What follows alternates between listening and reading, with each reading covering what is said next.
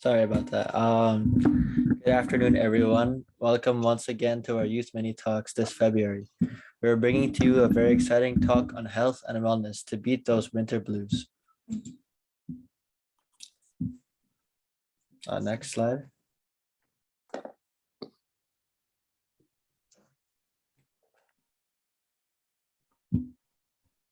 As you know, we at Y4Y strive to bring you meaningful talks that we hope benefit you one way or another. These talks are either presented by myself along with other youths who are willing to take the time to share their knowledge and experiences, and some interesting professionals who will also share their expertise to help in the leadership development that we aim to impart to you, future leaders. Next slide. Today, we will learn from the founder of Westcoast SCI, a physiotherapy clinic about the four pillars of health and stress-free life. What a better way to learn than hear from the expert on health and wellness.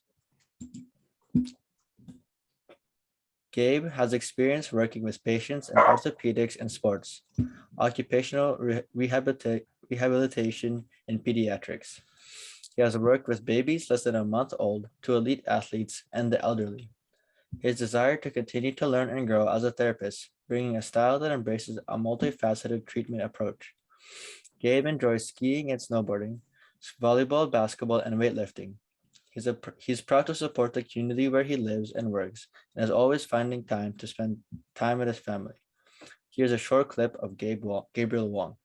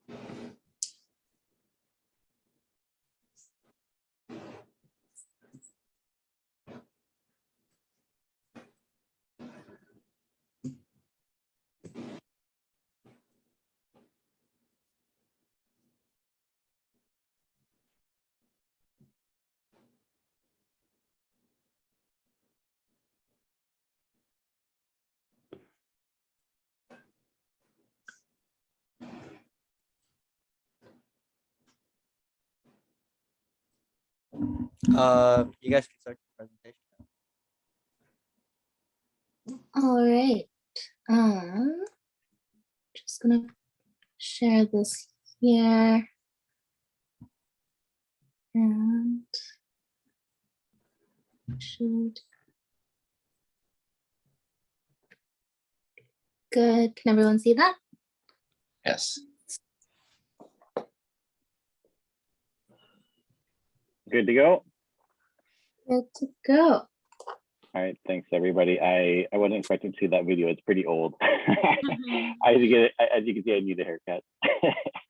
Anyway, thanks for joining. Hopefully everyone's doing well today. As you know, my name is Gabe or Gabriel, owner of Westcoast SCI Physiotherapy. We have an office in downtown Poco and one in Vancouver near Main and Broadway. And I have Natalie as well here helping us. She is our kinesiologist and really helped put this presentation together. So really knows a lot about this topic. So I thought she'd be a great person to have. We'll probably kind of do a bit of a presentation to start, but if you do have questions, feel free to jump in. And I do want to make it somewhat interactive. So there's a little bit of exercise we'll be doing throughout. So hopefully you have a bit of space around you. If you need a second, just clear a chair out of the way or something. We're actually going to do a little bit of more kind of physical exercise, but we'll do some breathing exercises as well. So hopefully you have a bit of space to move around. And like I said, I do want to make it somewhat interactive. So feel free to ask questions, raise your hand, push the little hand, raise hand icon, and Natalie will stop me from blabbing. So as you know, we're talking about mental health today and kind of the important role that it plays in our lives. As you can, we all know the last couple of years have been extremely stressful for everybody. trying to manage the constant changes that public health has been putting out, has been scary and frustrating at the same time. Really every aspect of our lives have changed so much. Some of you are probably relatively young even. I can imagine you may not even remember what life was like before COVID. I have some young kids, and one of them, their whole school career at this point has been COVID, so they don't even know what school is like without COVID. So it's a really crazy time, and those of you graduating high school or university, not being able to do your graduation and all that stuff, which is like super key to growing up, is lost, and it's really sad.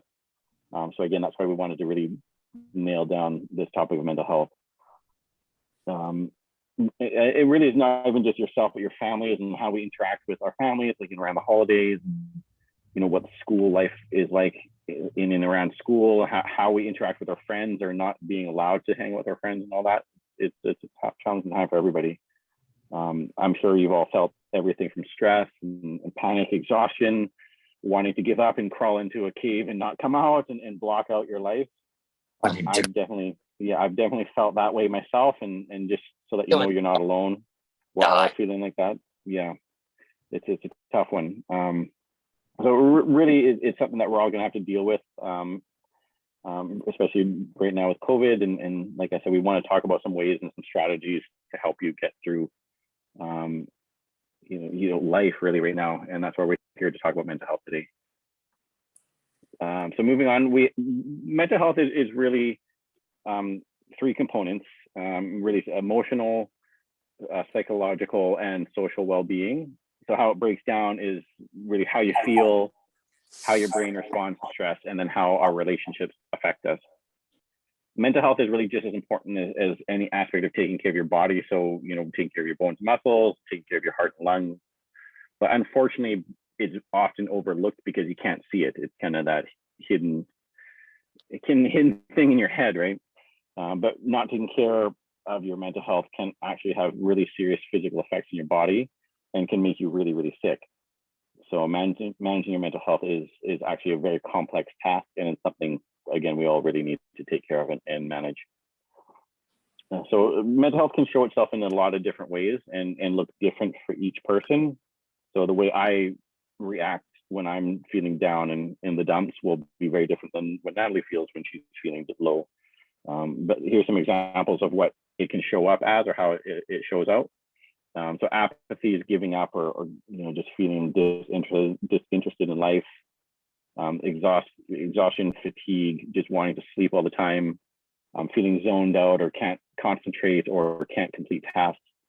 Obviously, kids in school, that becomes a big problem.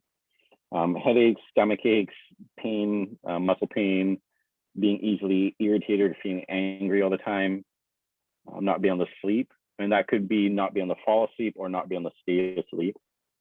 A change in appetite, and that could be either not wanting to eat or not eating, or it could be the opposite of that, is as overeating. It could be struggling with memory or making decisions, feeling constantly burnt out, feeling lonely or isolated, sad, worried or anxious, feeling restless or like wound up and on edge, can't sit still, type of feeling, feeling shame or guilt, feeling worthless or hopeless, or even thoughts of suicide. So raise your hand and say aye if you've ever experienced any or all of these things. Like I know I sure have. I'm probably been feeling some of these things right now, even, to be honest. And if I am being honest with myself, I've probably felt all of these things at one point or another in the last 2 years. So like I said, you're not alone. We're all feeling it and we're all struggling with it. Like I was saying, some people may experience the same stress, but it can show in different ways or symptoms. So today we're going to try to cover kind of 4 proven strategies to help manage or maintain your mental health. If any of these things mentioned on the previous sounds familiar, really the first and most important thing to do is talk to somebody. If you're struggling with mental health right now, and like I said, I imagine most or all of you are, it's really important to talk to somebody. Even just sometimes sharing it with somebody can help. Talking to your parents, your doctor, a trusted mentor, or an individual that you trust, obviously, can help you find the support that you need. And so like, it's really, really important to talk to somebody when you're feeling life's not working for you. Again, that's probably the first thing I would say before any of these strategies, to just talk to somebody if you're feeling you need to. And even if you're feeling you not need to, like hopefully your parents and your support network will kind of tap you on the shoulder and say, hey, are you feeling okay? Because it's really important to take care of each other right now as well. So there's several strategies we can do to help maintain our own mental health. It really is about small steps, baby steps. Have you ever heard the saying, a journey of 1,000 miles begins with the first step? Is you got to start somewhere. And I know it's sometimes really hard to even get started when you're not feeling well. But remember, baby steps. We're going to introduce a lot of different things, and don't feel you need to do all of it at once. It's really about getting started on the journey, and finding a network of support that can help you through the transition. Setting up good habits can put you in a better position to tackle these problems before they come up, or help you manage them as they arise. It's really normal to have fluctuations in how you're feeling in terms of mental health, and maintaining the strategies can be very, very difficult when you're not feeling well. So that's, again, why you're trying to have a plan in place, and again, a good support network to help when things get tough. So what can we do? Does anyone want to share some strategies they use to help? If you're not comfortable, obviously you don't need to raise your hand, but if anyone wants to jump on real quick to help, can I highlight some of the things that they do to take care of their mental health? Anyone have some suggestions? Melissa says meditate. Very good. We'll talk about that in a second. Yeah, great Either throw in the chat, or you can jump on the mic, or not. Like I said, I'm going to cover a bunch of stuff. No, okay. Basketball. Basketball, good, awesome. Read, yeah. Great, yeah, all good, great stuff. I dance. I love dancing. So just wonderful, love that. I got spending time outside, yoga. Yeah. Cool. These are fantastic. Yeah, fantastic stuff. And we're pretty much going to talk and touch on every single one of those things that people mentioned. So I love that. Thank you. And there's more than one way, right? Like I was saying, it's an individual thing, and everyone deals differently. But we're going to break it down today into kind of 4 pillars to maintain your mental health. So first one is mindfulness. It's a very commonly used strategy, and I know someone mentioned meditating. Does anyone know kind of what mindfulness is? It's a little bit different than meditating. Mindfulness could encompass meditating, but does anyone know what actually mindfulness is? I'm sure everyone's heard that word. It's been thrown around quite a bit these days. Either throw in the chat or jump on mic. No, okay, all good. I will give you the answer. So it's basically the process of training your brain and your mind to think in the present moment and stop focusing on the future or in the past. So really being present is really what it is, to be mindful. It has been shown to be very effective in managing your stress and anxiety. So again, not worrying or fretting about what happened yesterday or what the teacher told you, or that you screwed up on that test, or not thinking about the future, like, oh God, I got to do a presentation tomorrow. It's really trying to be in the moment. And again, it's very easy or very difficult to do actually in a lot of times. And mindfulness can take several different forms, and there are really a lot of apps out there, kind of YouTube videos, etc. And we're going to share a little bit of that with you in a moment here. One thing that is very popular, and some of you may have tried these already, but it's called a body scan. It's a mindfulness practice where you focus on the sensation from each part of your body. We actually have a YouTube video that we made with a body scan on it. But there's 1,000,001 YouTube video out there, and actually a ton of apps, which we'll again share later in a resource we're going to share with you at the end. The next thing is a mindfulness practice called breath work, or deep breathing technique. So it's really just practice proper breathing, and it can help stimulate a nerve in our body that's connected to our chest called the vagus nerve. And this nerve helps regulate our nervous system so we can move into a more relaxed state. So we're actually going to try one out right now. So if you can get yourself in a comfortable position, it's about a 5-minute exercise about breathing. It's a YouTube video we created with one of our friends from Body Soul named Laura. She's the founder of that company. She does kind of a breath work workshop and teaches either one-on-one or in group classes, but she helped us lead our team in some breathing breath work exercises. So we'll share that video with you. let's just take a moment, sit back, get comfy, and we'll try this exercise together. Let's see if Natalie's can use her technological magic. That should be a link, and there we go. Yeah, it should be. Maybe hopefully everyone can hear it too.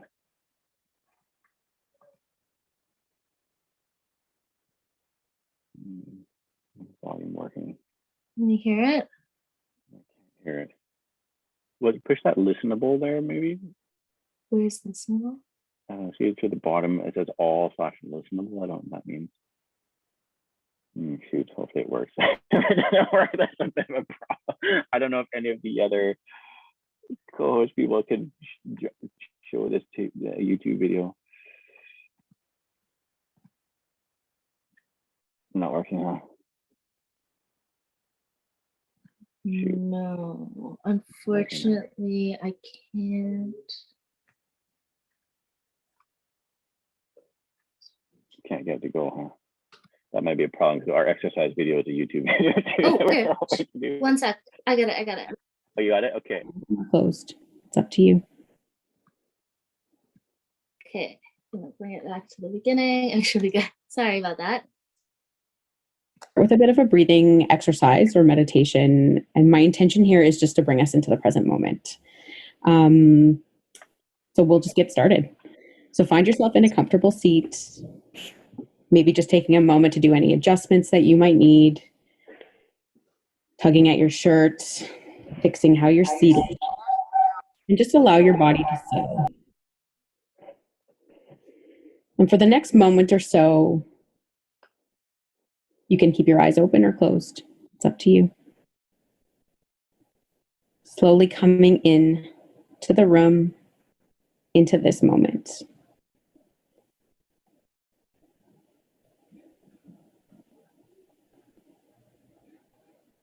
And for just a moment, allow your awareness now to settle on your breath without trying to change anything, adjust anything. Your job right now is to simply notice.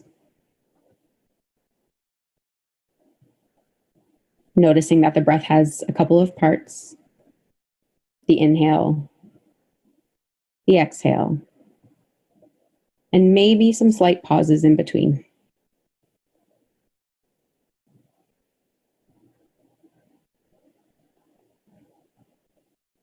Noticing what shape your breath might take in your body,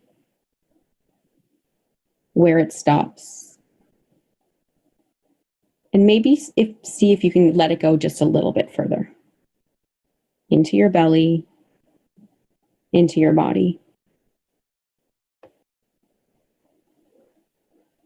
Allowing yourself to get curious on this act of breathing, what it is to be breathing.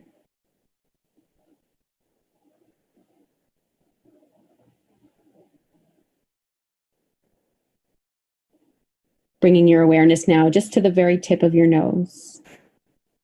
And see if you can notice the physical sensations of breathing. Maybe the air feels a little cool on the way in, and just a little bit warmer on the way out.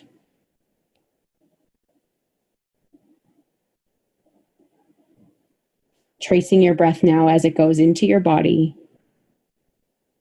filling your lungs, into your belly, and back out. See if maybe on your next inhale, you can expand your lungs enough that they touch the insides of your ribs. Maybe even moving your chest as you breathe.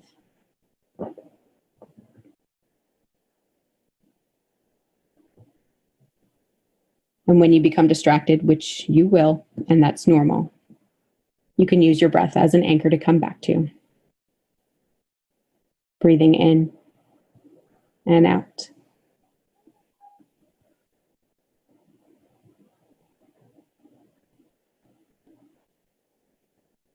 And maybe for the next breath or so, let's see if we can make the exhale just a little bit longer. So as you breathe in,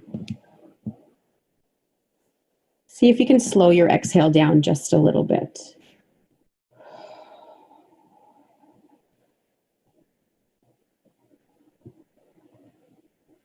Maybe exploring what it feels like to let a sound out when you exhale. Letting it fall out of your mouth.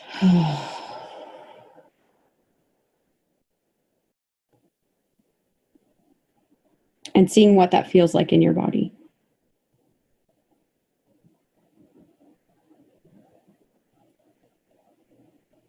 And for the next moment or so, allow yourself to get playful with your breath.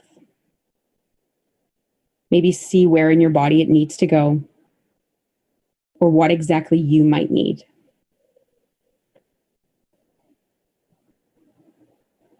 And maybe it's just noticing, getting curious.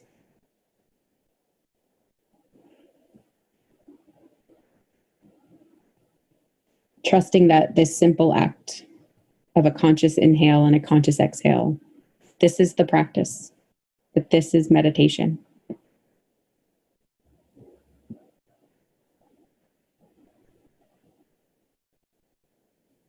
And as this short meditation comes to almost completion, why don't we take 3 breaths together? Because I truly believe that when we breathe together, we heal together. So breathing in through your nose, and we're going to have a nice audible exhale, and no one can hear you, so it can be as loud as you want. So inhale and out. In. Maybe bringing your shoulders up and letting them fall on the exhale. And one more time in and out.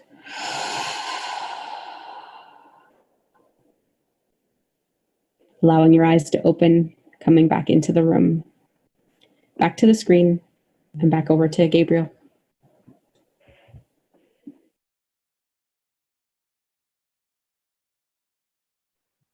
Thanks, everybody. Hopefully you feel a bit better. Does anyone want to share either in the chat or jump on a mic how you feel after that, or the sensation that you're noticing it right now?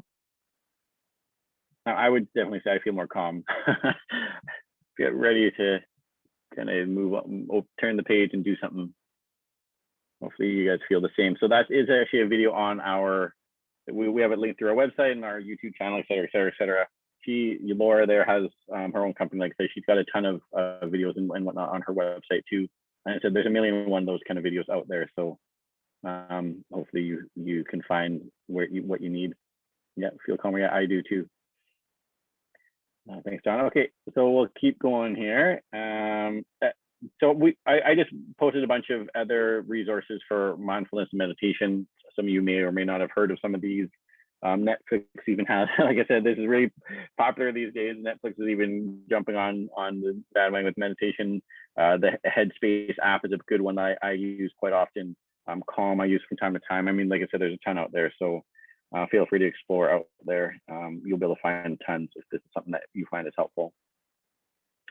So moving on, our next pillar is sleep.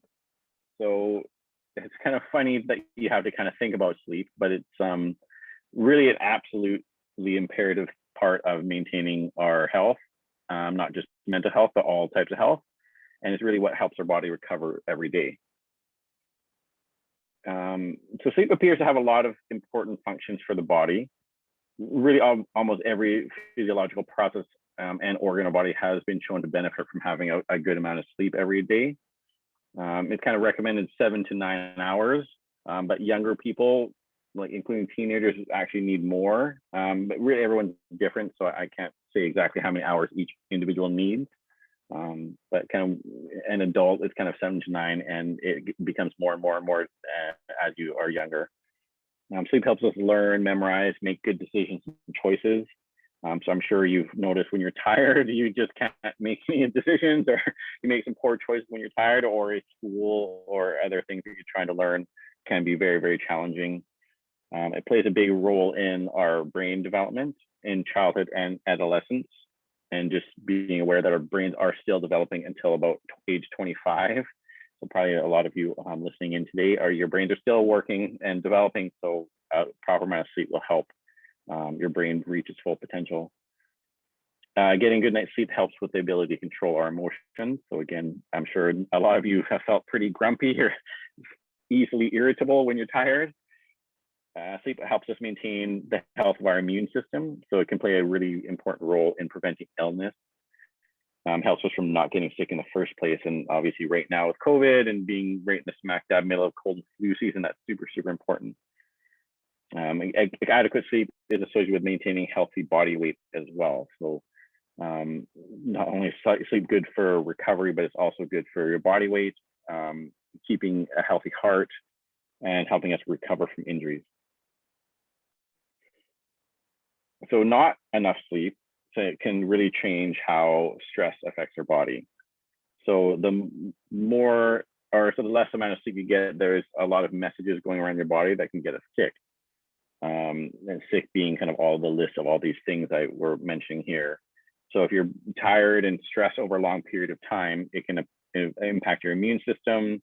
It's been associated with depression, increased infection rates, feeling kind of constantly fatigued, heart disease, type 2 diabetes, cancer, and weight gain. And like I said, we talk about mortality, but like I said, we didn't want to get too grim on you guys, but sleep is super, super important, and it often overlooked.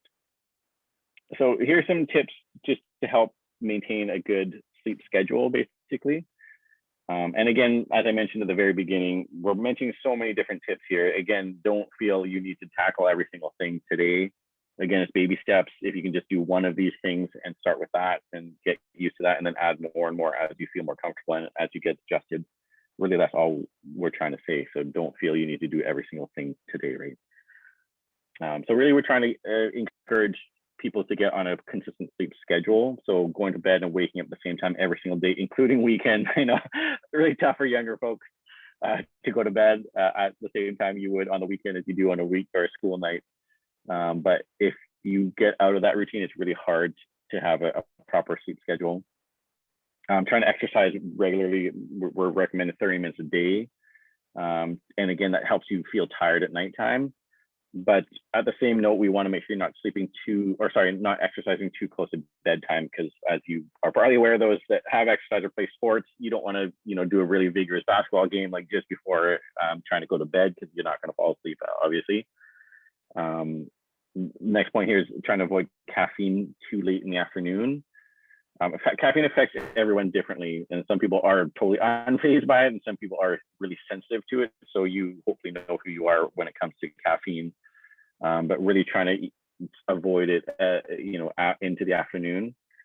We just wanted to mention here that your body takes quite a long time to work caffeine through your system. So the later you take it, the more it's still running its course through your body, and it can really affect a lot of people in more serious than others, and it really affects how you can fall asleep. So just trying to be mindful of your caffeine intake and when you're drinking caffeine.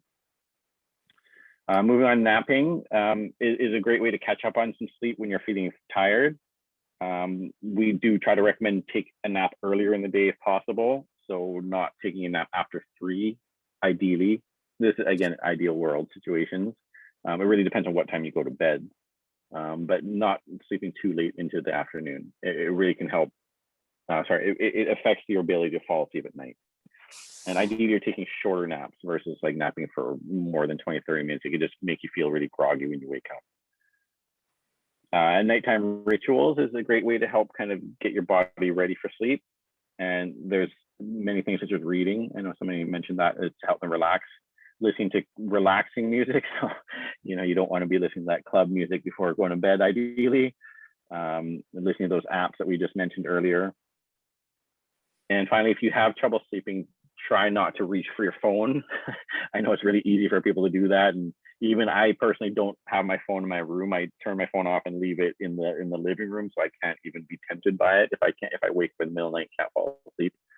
But really trying not to get frustrated with yourself if you can't fall asleep, if you've woken up. If you've been awake for more than 20 minutes, trying to get up and do a relaxing activity, like for example, that breathing exercise that we just did. although I guess you'd have to get on the internet and stuff to find it. But again, do what you feel you need to do to try to kind of calm yourself back down outside of bed. So getting yourself up out of bed, calm yourself down, and then trying to go back to bed if you find yourself waking up in the middle of the night, not being able to fall back to sleep. So again, those are just a few tips that we've come up with. There's many more, and like I said, baby steps, right? Moving on to our third pillar here is nutrition. So again, our stomach has a direct connection to our brain. So that means the things that we eat will affect our brain and how we feel. In some cases, stomach aches or other stomach problems, for example, inflammation, can be linked to stress and mental health issues. So that means that focusing on a healthy diet can actually help with your stress and mental health as well. And because the stomach and mental health are linked, it can create, we can fall into these bad cycles or traps. So for example, if you're feeling all stressed out, it increases the chances of having stomach problems or, like bloating or gas or constipation or nausea. So stomach irritation can increase your stress, basically. So if your stomach hurts, you might feel stressed out because your stomach's always hurting, and then you might get depressed or feel one of those other feelings that we mentioned at the very beginning of the slideshow. So like I said, you can fall into this vicious cycle because of your nutritional problems, basically. Really, the best solution is to find foods and eat foods that make you feel good or make your body feel good and don't cause stomach problems. So, pain or gas or bloating and that type of stuff. This is totally different for each person. There's no one evil food, like, avoid greasy foods or whatever, because some people are okay with greasy foods, but some people will be highly sensitive to that. It's really different for everybody because everyone has different sensitivities. If you're looking for more information on diet and healthy eating choices, really the best person to speak to is a registered dietitian, because they're going to be able to help you figure out what those foods are that are good for you and what is not. And again, it's so individualistic that it's really hard to give general information about what you should eat and what should not. So again, registered dietitian is your key person to figure out that diet that makes sense for you. And our last pillar is exercise. And that's kind of our wheelhouse, as you can imagine. It's really a great way to help maintain and manage all types of health. But of course, we're here to talk about mental health. So physical activities for really teenagers, but anybody really can improve how you feel about your body and how you feel about yourself. Being inactive has been associated with an increased risk of depression. So obviously we don't want to even have a chance of feeling depressed because you're not exercising enough. So again, that ideal is every day for 30 minutes, but again, that's very difficult for a lot of people to do, including myself. So trying to find that routine that makes sense for you. Exercise increases the hormones that make us feel good. So endorphins, if anyone's ever heard of that word or that hormone. They keep us healthy. They help us feel more relaxed after a workout. They help us improve our self-confidence. Endorphins lower their stress and makes it easier to sleep. So we're going to try a few exercises. So we Natalie really came up with a quick at-home body workout we can do. We're going to try this now, and then I maybe can watch you guys doing it on screen if you're able to participate. Obviously, if you have any injuries or you're pain and other reasons why you should not be exercising, or you need to check with the doctor if you have heart issues, et cetera, joint pain and stuff like that, don't do it. These are just kind of we chose 5 exercises that anybody can do at home with no equipment and or background in exercise. So we're going to try it out, and we can answer some questions around it at the end. So if you can just stand up, give yourself a bit of space, we'll give it a crack, and we'll see where we go.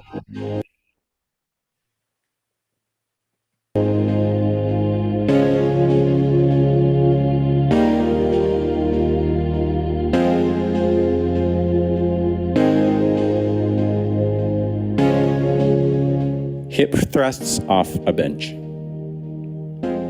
Place your head and shoulders on a bed or bench or couch so that you're comfortably supported with your feet out in front of you. Slowly lower your hips down towards the ground. Hold a second or two at the bottom And then thrust your hips back up so that you're creating a nice straight line between your knees and your shoulders.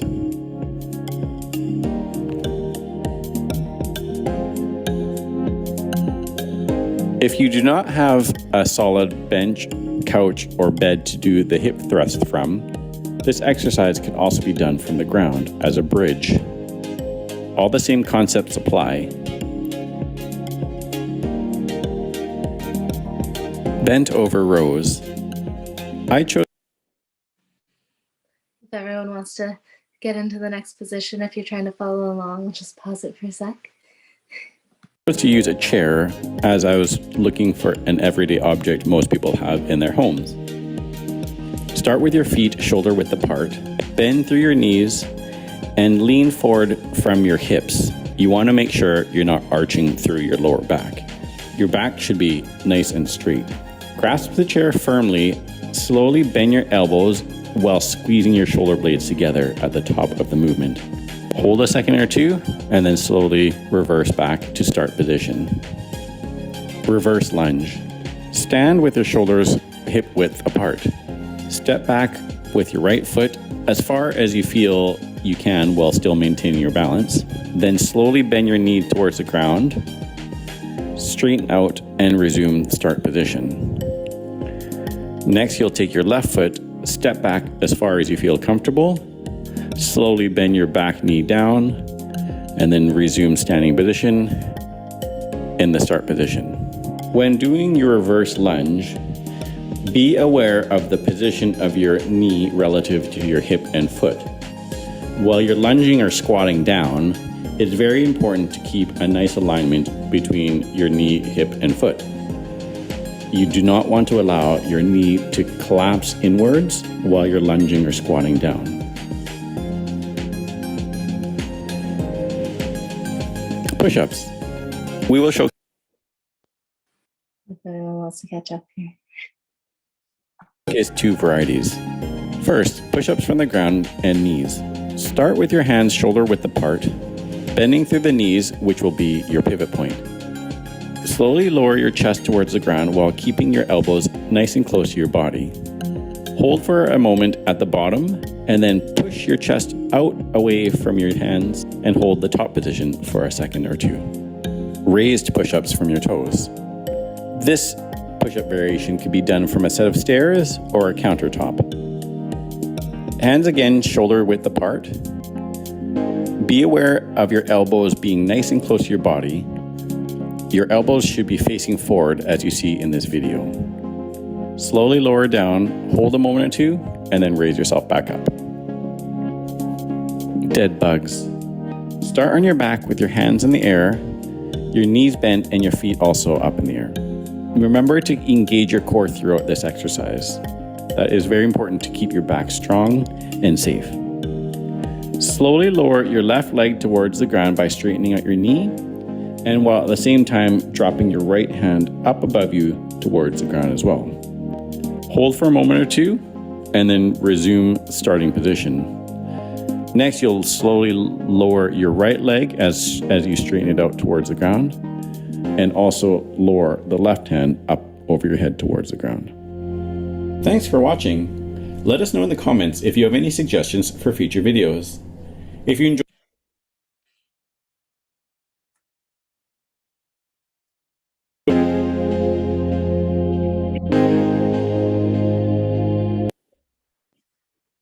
All right, everybody. Hopefully you got your heart rate going a little bit. So, I mean, those again, there's a million one home exercise you can do.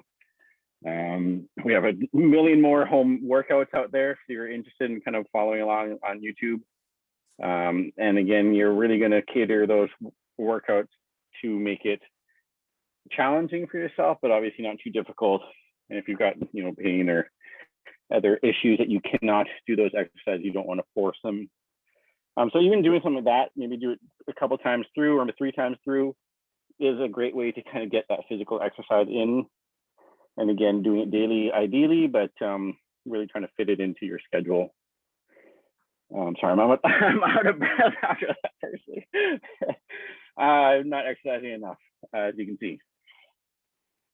So just in conclusion, So remembering that mental health looks different for everybody, and will affect every person differently.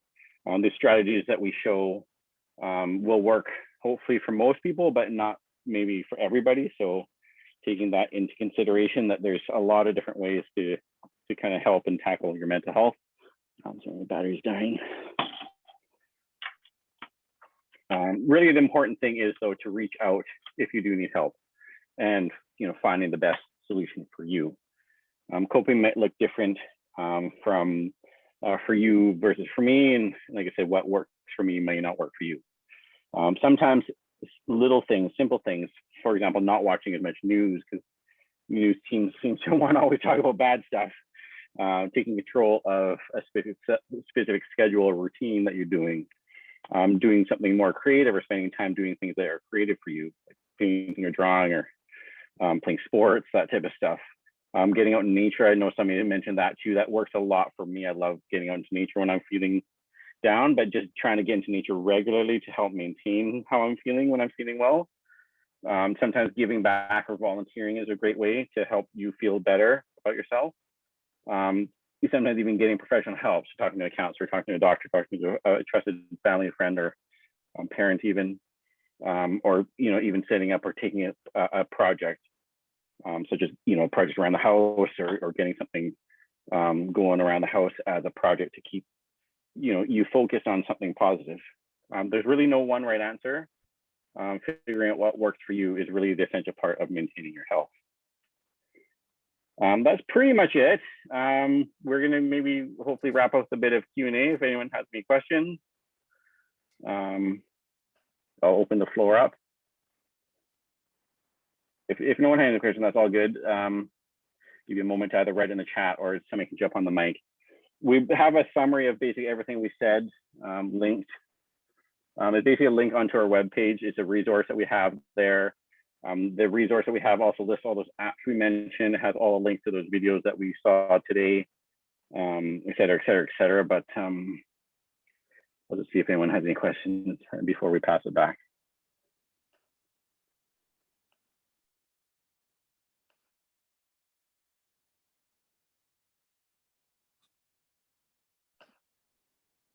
I think we're good, right? Okay. Yeah. Jill, I believe, yeah, I think we're good. Yeah, if you guys want to take it back. Thanks for having us. Hopefully you learned something or gained something out of that today. Yeah, thank you so much. Thank you so much, Gabriel. We are very fortunate to have you and SCI give us your insight and ideas about mental health. It's really important, especially for times in COVID. I wish I knew all of this when we were all in complete lockdown. It was really good to know, especially those exercises, the breathing and physical exercises. That was really great that you brought awareness to that, just because I know like people my age are taking tests all the time. So I know like focusing on breathing really helps with regulating those brain stress levels. And I definitely focus on my breathing when it comes to taking tests, or if I'm about to go out for a presentation. It really helps relax me. So thank you again for bringing awareness to that. And like Gabriel said, please be sure to check out their YouTube channel for more videos like the ones featured today.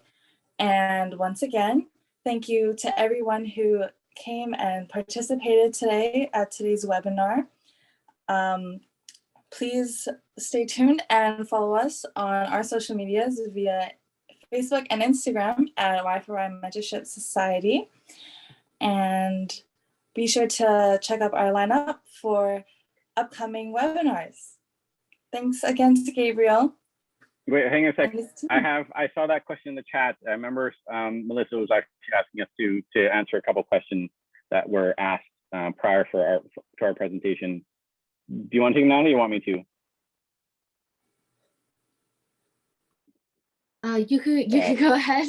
Yeah, sure. That's all good. Okay, so somebody asked about posture, basically, especially when it comes to doing computer work. So I guess seated posture for computer.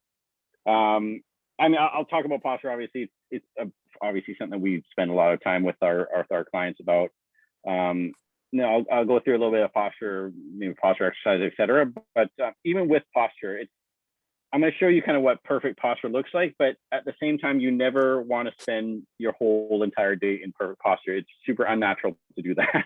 You want to be basically be fluid, be moving. I wouldn't say constantly. You don't want to be restless, but no matter what posture you're in, staying in that posture for maybe 20 minutes plus or minus, and then changing positions and moving around a little bit. It's actually not good to stay in perfect posture 24/7. Just a caveat on that. But let's talk about kind of CD posture, computer posture. So you want to make sure that, again, this is just tips for everybody. So it's very general stuff. So each individual might have specific concerns they need to address individually. For me though, let's start with your feet. So your feet are about shoulder width apart, firmly planted on the floor. You want to have a chair height so that your knees can be approximately 90 degrees and your hips are at 90 degrees. So if you have an adjustable chair, great. If you don't, you might need to get a cushion or two, depending on how tall or short you are. I personally like to sit a bit forward on my chair, so I usually don't use the back as support. This is because so many chairs are so different. A lot of chairs will make you slouch and lean back, so that's why I try not to usually use the back of my chair, but it depends on how fancy the chair you've got. If you've got a bit of lumbar support, meaning low back support, then you might be able to use your back. Like I usually sit forward on my chair personally. What you want to try to do with your upper body is have your ears directly in line with your shoulder. So I don't know how well you can see, like head on. You want to ideally have, like I said, your ears over your shoulder. So you want to get away from that forward head posture, which most people find themselves in, including myself. I'm just as guilty of sitting like this as everyone else. So that's not ideal. But again, you can find yourself in that position as long as you don't sit here like that for more than 20 minutes. And in terms of your arms, you want to, again, be able to adjust your arm rest so that your elbows are kind of comfortably supported, but not forcing your shoulders up by your ears. So you can, if you have adjustable armrests, if you have armrests in your shoulder, great. If you don't, then don't even think about that. Hand position. Again, ideally, you want to have your hands on your keyboard so your elbows are approximately 90 degrees. Again, way easier said than done. Sometimes desks have this little tray that you can pull, you put your keyboard on. I'm working off a laptop most of the time, so I can't do that. In terms of like monitor height, if you have a desktop computer and you've got an adjustable monitor, you want kind of your eyes maybe just below the top of the monitor, ideally, give or take. So you're not looking down towards the monitor like I am for this laptop. So, that would probably be the first kind of tips that I would say. I don't know if Natalie, you want to mention anything or comment anywhere that I missed. And you're probably smiling over there. Did I miss something? Yeah. Yeah. I definitely agree. The worst posture is basically just staying in the same posture. So it doesn't matter really which specific posture you have the majority of the time, as long as you're switching it up. If you're trying to maybe ease off some neck tension or back pain or anything like that, because you have been in posture held for a really long time, then what Gabe just described can often be relieving for those kinds of symptoms, because it does align the joints in a way that can just be easing to the muscles.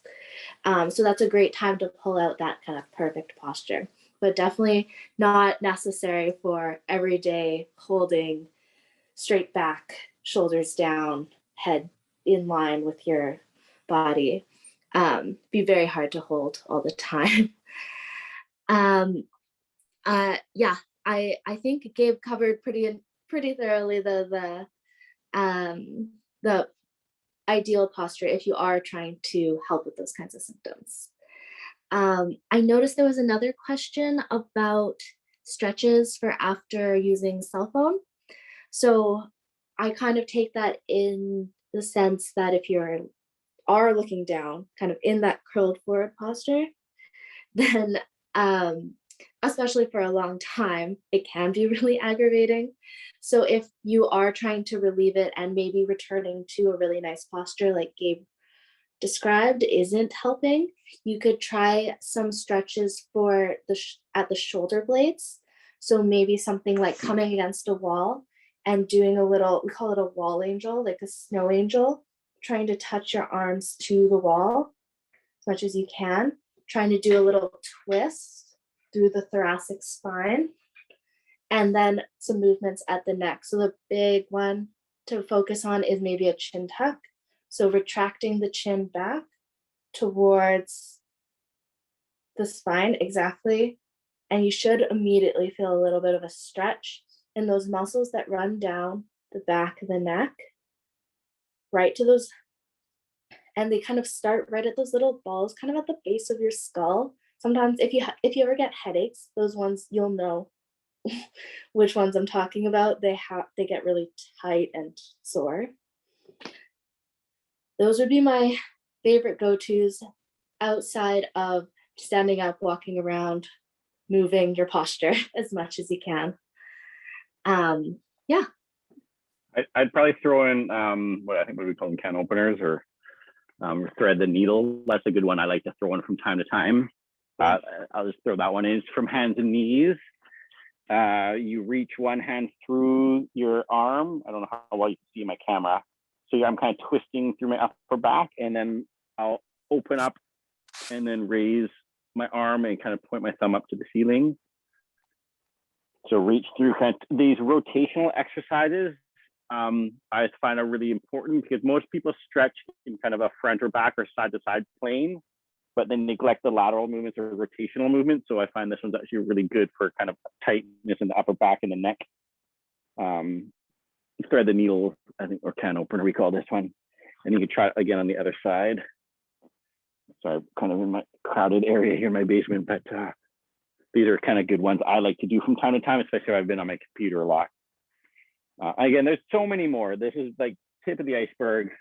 If you feel you want a little bit more, or you want a personalized kind of stretching program for yourself, then again, that's something that our office can help you with. If you have certain issues, tightness, pain, et cetera, that's that you're dealing with. I see, Melissa, they posted the a link to our webpage that has a summary of today's talk and a bunch of resources on it for you guys. Sorry, I just took over the mic again. I'm going to pass it back. Any other questions or?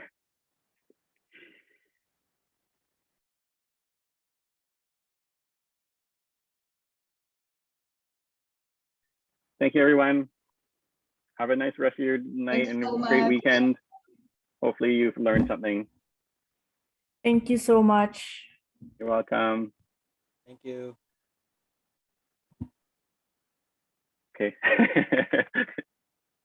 Good night. Night. Thank you. Yes, please.